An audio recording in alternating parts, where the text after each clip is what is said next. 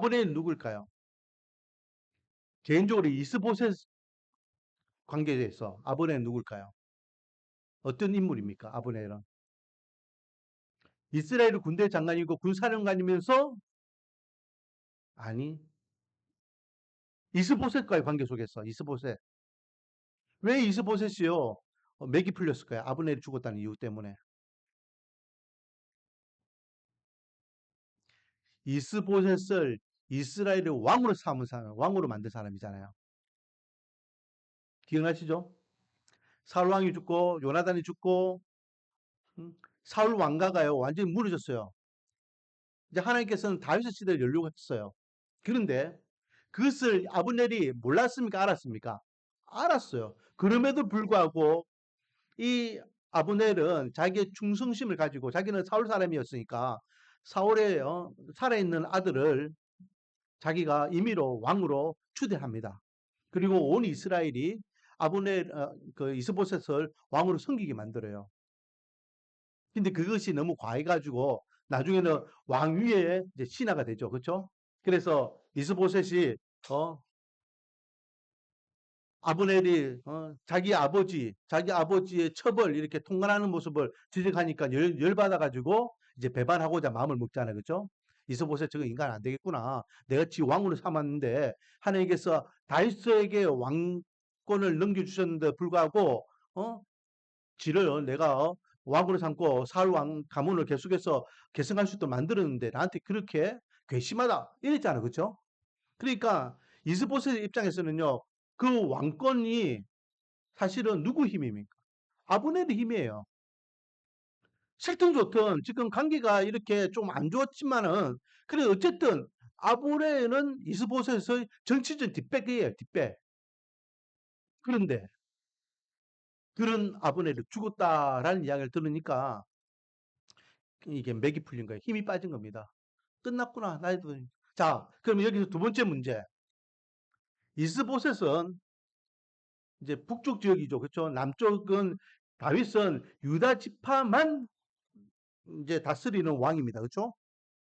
그 나머지 11지파는 길랄 아베스까지 합쳐가지고 11지파를 이 이스보셋이 다스리는 왕이에요. 그렇죠? 몇 년 동안 왕이 있었을까요? 땡. 3년 아닙니다. 몇 년?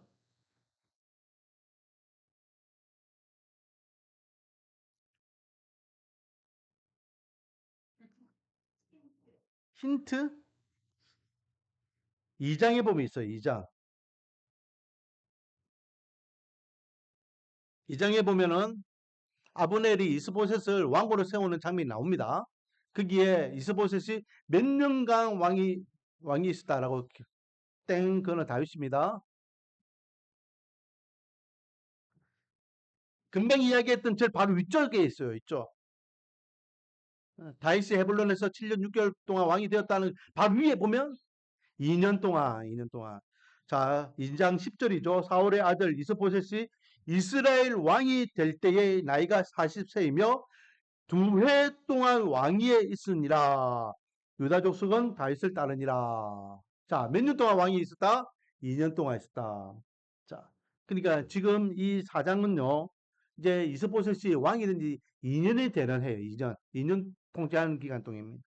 그 사이에 북이스라엘과 남유다가 이렇게 1차 전쟁 한번 했죠. 그렇죠? 남북 전쟁이라고 우리 지난주에 한번 말씀 나눴죠.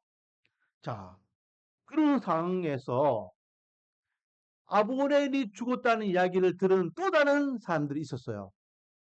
2절 말씀해 보니까 한 사람의 이름은 바하나였고 한 사람의 이름은 레갑인데 이 둘이는 형제입니다. 형제. 그의 아버지가 누굴까요? 림몬이라는 사람이에요. 림몬. 이 사람들도 다 베냐민 사람이에요. 베냐민 사람이라는 것은 이스보셋과 같은 지파라는 거예요. 큰 그림으로 보면은 식구예요, 식구.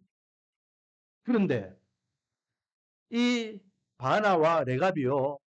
아브넬이 죽었다. 아브넬이 요압에 의해서 죽었다라는 이야기를 듣고 결심을 해요.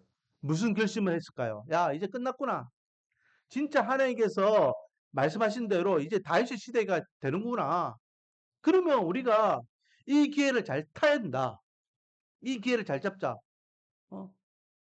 군사령관이었던 이제 아블레도 없으니까 저 이스포츠 저거 아무것도 아니야. 허수아비야.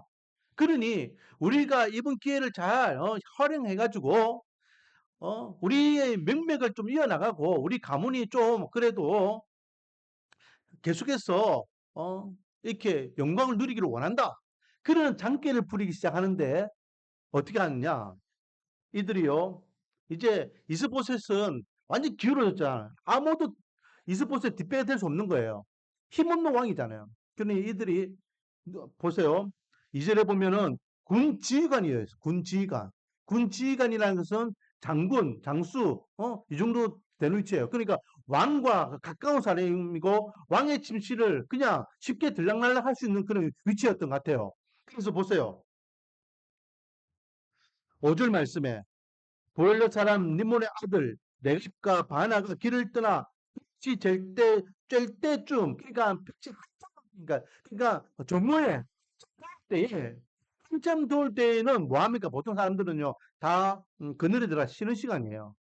우리가 예전에 군에 있을 때에는 여름에는 항상 점심 먹고 난 다음에는 아침 이렇게 취침 시간이 있었어요. 왜? 한참 더우니까 한두 시간 정도는 이렇게 취침하면서 쉬는 시간이 있었어요. 이 나라는요, 기본적으로 40도예요, 40도. 우리는 뭐 30도만 넘어도 덥다, 33도 되니까 오늘은 완전 퍼 죽겠다, 막 그런 이야기 하는데 40도예요. 그러니까 낮에는, 정오에는 사람들이 밖에 나가 활동 안 해. 다 그늘에서 쉬는 시간이에요. 그 왕도 이때에 자기 침실에서 지금 쉬고 있는 거예요. 자, 6절. 내가 그의 형제 바나가 밀을 가지러 온채하고 왕이 침실에 들어간 겁니다. 왜? 군대 장군이니까, 군사령관, 군 지휘관이니까 그만한 행동을 할 만큼의 그런 위치가 되었다는 거예요. 왕의 침실뿐만 아니고 왕궁에도 아무나 들어갈 수 없잖아요. 그렇죠? 우리나라 보세요. 우리나라 뭐 장승이라 해가지고, 내가 대통령 청와대 내 들어가고 싶으면 막 들어가고 그런 거 아니잖아요. 근데 그렇게 들어가야 어떻게 합니까? 이스보스 지금 침상에서 자고 있네? 이때가 기회다. 그거 어떻게 해요? 뱃줄로 죽여버린 겁니다.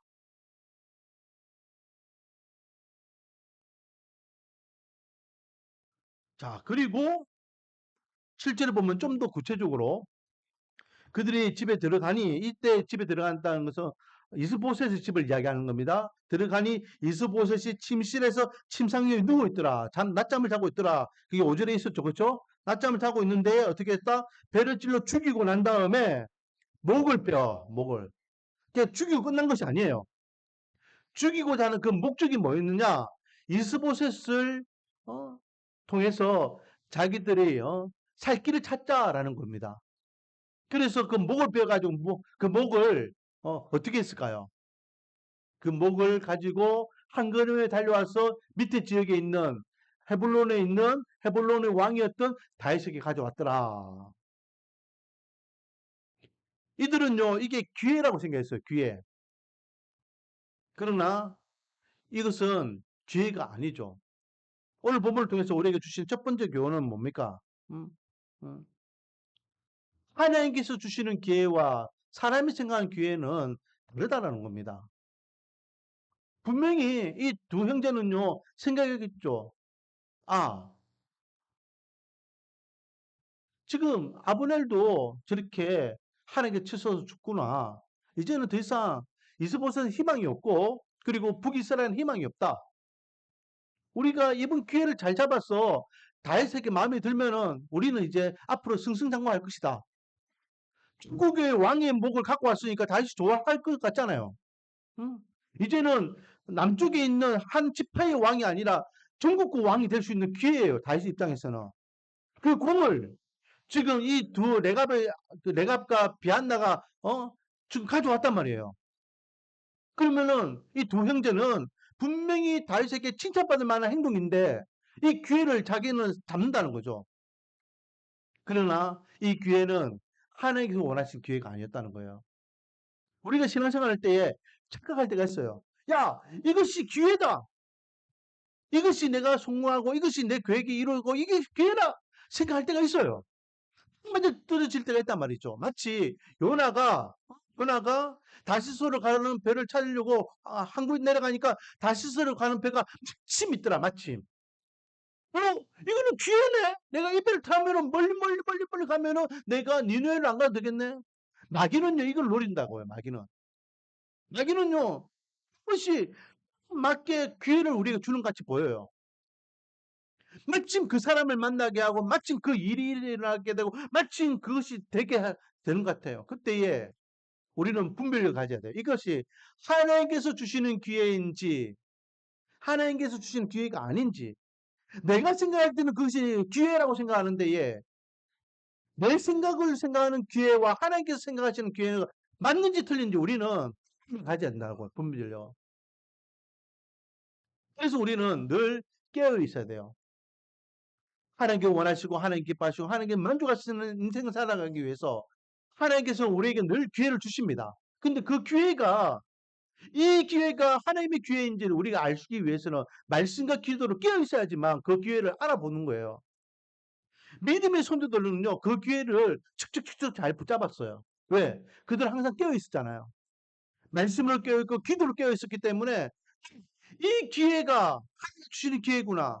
하지만은 인간적인 기회에 현혹돼서 하나님의 기회라고 착각하고 잘못된 길로 가는 위인들이 있더라라는 거죠. 그 대표적인 인물이 오늘 본문에 있는 이 두 인물이에요. 누가 봐도 이건 기회잖아요. 누가 봐도 기회입니다. 첫 번째 교훈이 뭐라고요? 내 기회와 하나님의 기회를 분별력 가져야 된다는 거예요. 내가 볼 때는 아니 장모에서도 이게 분명히 맞는데 이 저 사람을 붙잡는 게 많고 이분이 투자하는 것이 맞고 이분이 계약하는 것이 맞고 이분이 이 일을 하는 거 맞고 이분이 이 길로 가는 것이 맞고 이분이 맞는 같은데 내가 생각할 때 이 기회를 놓치면 안 될 것 같아요. 근데 그것이 진짜 하나님께서 나에게 주시는 기회인지 분별력을 가져야 된다는 거예요. 실패자가 아닌 유일한 방법은 분별력을 갖고 있느냐 갖지 않느냐. 사랑하는 성도 여러분, 우리 말씀가는 교회 모든 성도들은요.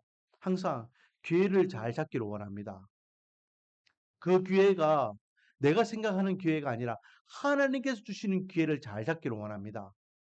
그래서 하나님께서 주신 그 기회를 잘 잡아서 하나님의 사람으로 은혜의 복을 마음껏 누리기를 주님의 이름으로 축원드립니다. 두 번째, 자 그렇게 자기는요 이 두 형제는 그 기회라고 생각하고 이스보셋 죽이고 목을 따가지고 그렇게 다시게 가져왔습니다. 이건 뭐라 합니까? 8절 말씀 같이 한번 읽어볼게요. 이들은요 진짜 흥분되게 자기들이 잘났다고 생각하고 이야기하는 겁니다. 같이 읽겠습니다. 시작. 헤블론에 이르러 다윗 왕에게 이스보셋의 머리를 들이며 아뢰되 왕의 생명을 헤아려 하던 원수 사울의 아들 이스보셋의 머리가 여기 있나이다. 여호와께서 오늘 우리 주 대신 왕의 원수를 사울과 그의 자손에게 갚으셨나이다. 얼마나 좀 당당하게 원수 사울의 아들 이스보셋의 목을 가져왔습니다. 자기들은요 이게 기회 이제는 다시 우리를 맞이해주고 우리를 환대해주고 우리 가문은 이제 살아났다.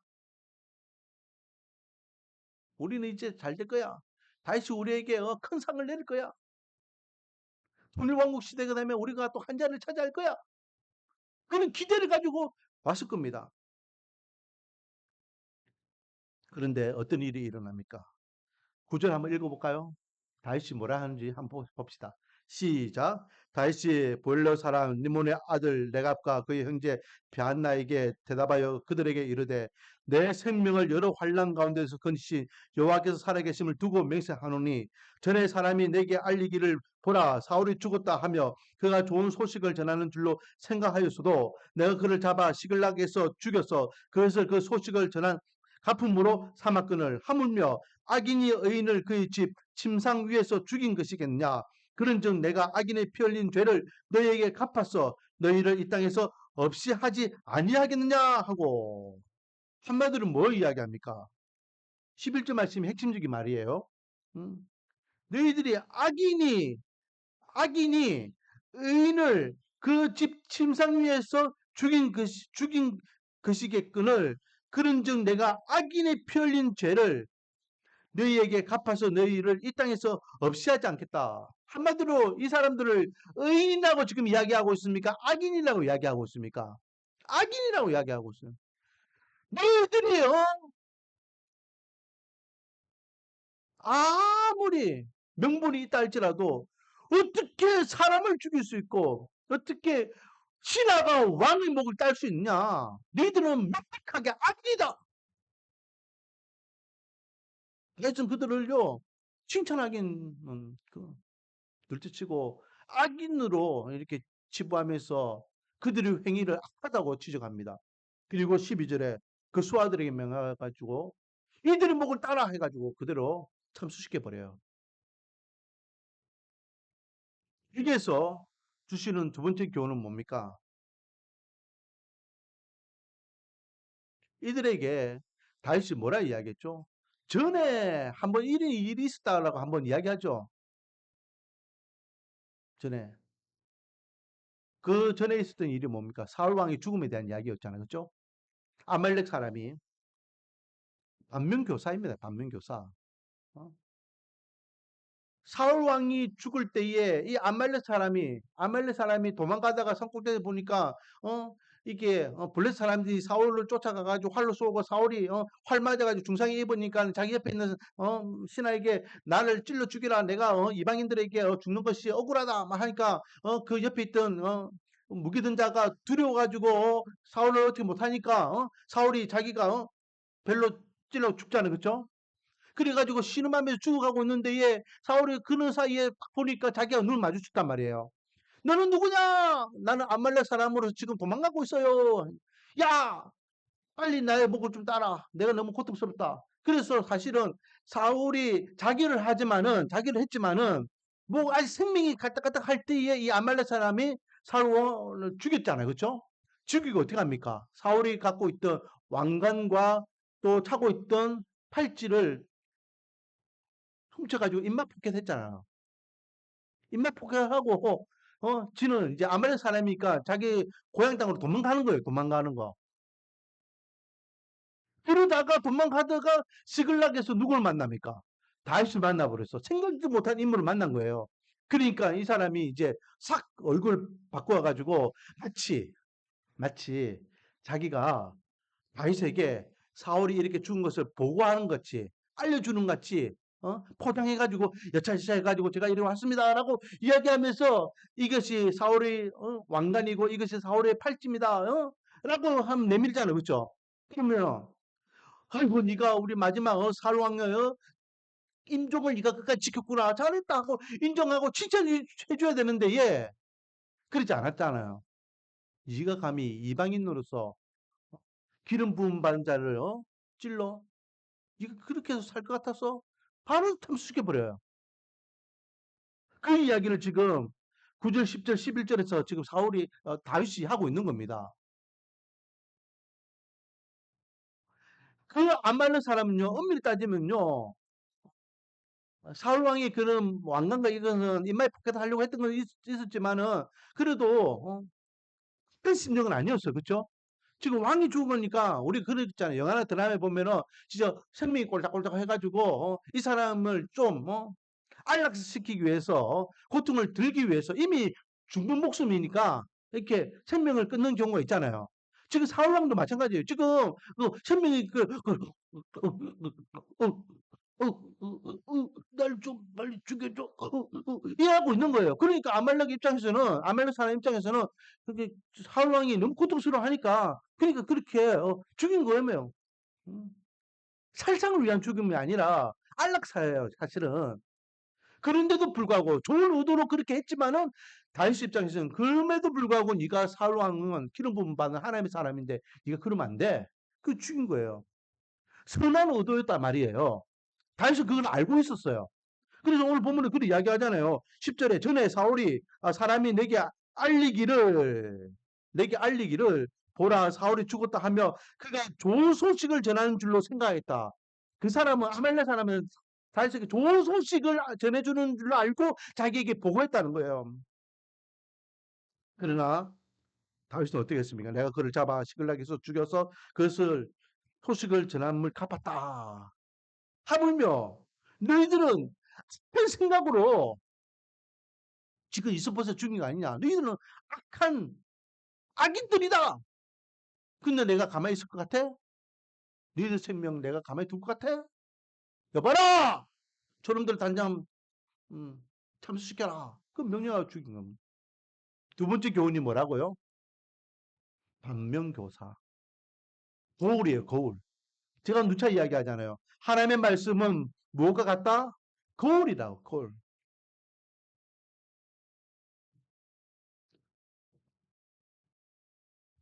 반면교사.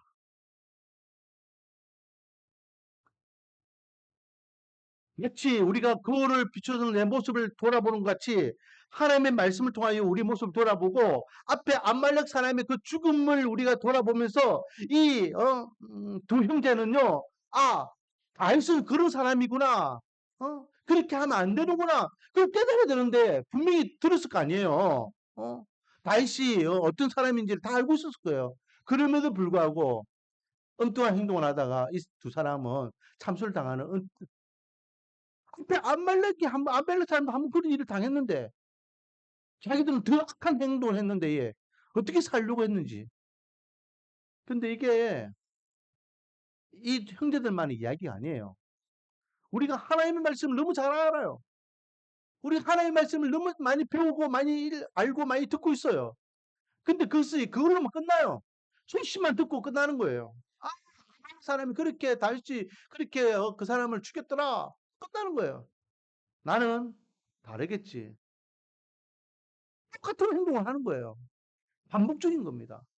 여러분 지난 2000년 동안 한국 교회사에 아니 그 교회사에 얼마나 많은 사건과 사고들이 있었겠습니까? 믿음을 지키는 자와 믿음을 지키지 않는 자, 환난과 핍박 가운데서 끝까지 이기는 자의 믿음과 또 배반 배신하는 자들이 얼마나 많습니까? 그래서 사도 바울은요, 배반하는 자들이 있었다라고 이야기합니다. 등을 돌리고 떠났던 자들이 있었다라고 이야기합니다.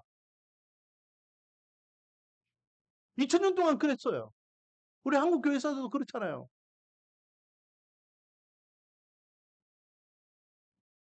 만약에 그 모든 것들이 하나님의 말씀이 거울이 되고 또 믿음의 선조들이 생활했던 그 모습들이 거울이 되었다면 그 후손들은요 신앙생활 바르게 했겠죠. 여전히 반복하고 있어요. 여전히. 여전히.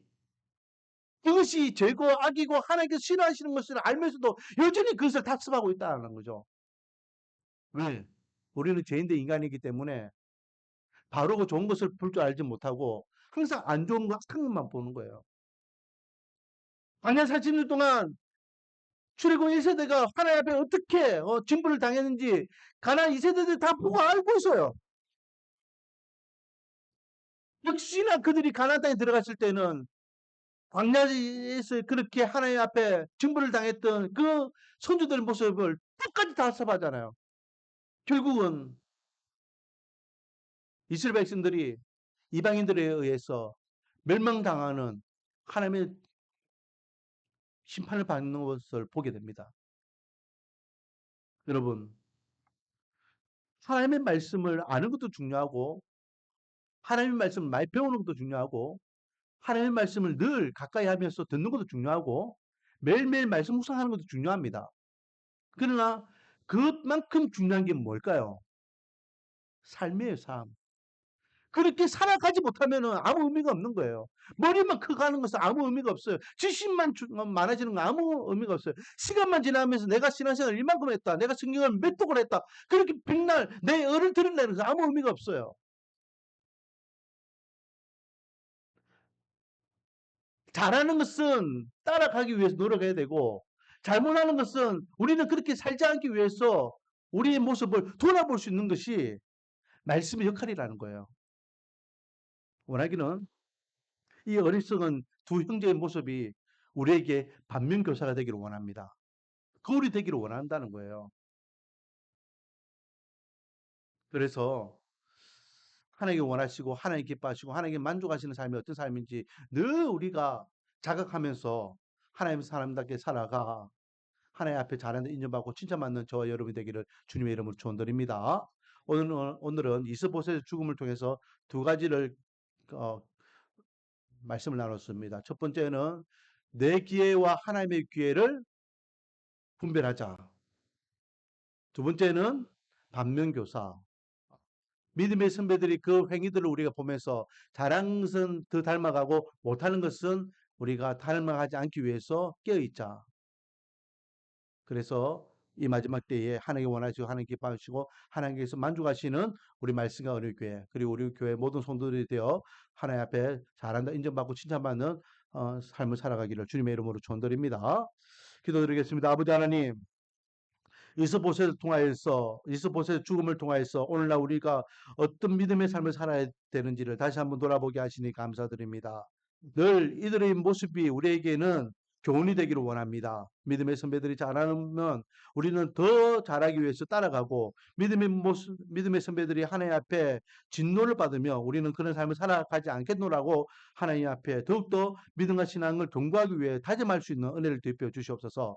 그래서 하나님 우리 말씀 어린이교회 성도들은 정말로 하나님 앞에 잘하는 인정받고 칭찬받는 이 마지막 때에 하나님의 영광을 돌리기 위해서 믿음의 삶을 살아가는 은혜를 다하여 주시옵소서. 한 주의 삶을 살아갑니다. 우리에게 어떤 삶이 펼쳐질지라도 하나님 중심 말씀 중심 교회 중심으로 우리의 믿음의 삶을 잘 살아 복된 한 주의 삶을 살아갈 수 있도록 은혜와 복을 다하여 주시옵소서. 예수님의 이름으로 기도드립니다. 찬송가 420장입니다. 420장 찬양 드리겠습니다.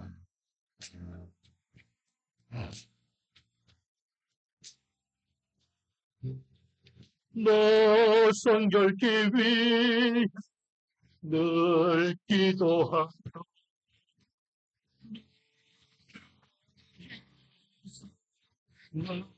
성경 보고 오는 데도 늘 사귀면서 일하기 전마다 너 기도하라. 너 성결기 위 내 머리 숙여 은밀히 계시 내 주께 빌라 주 사랑이